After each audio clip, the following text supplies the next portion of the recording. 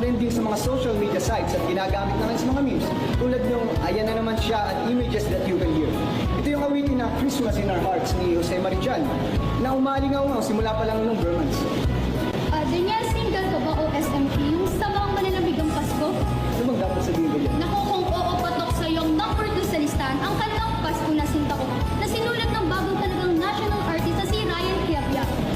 Alam ko yun pero maiba tayo. Nangaroling ka na ba? Oo naman, partner.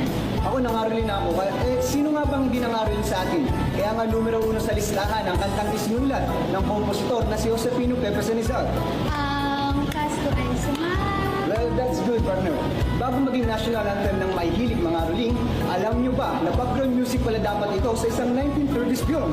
Kasi sobrang benta nga kahit yung St. Mary's Prize sa Canada, gumawa na rin ng sarili nilang... Well, partner. Kailangan ko pa ng konting practice na. At yan ang mga balitang nakalap sa tuloy-tuloy nating pagronda. Ako po si Beatriz Labor. At ako naman si Daniel Ibarra. Di bumibitiw sa balita. Ito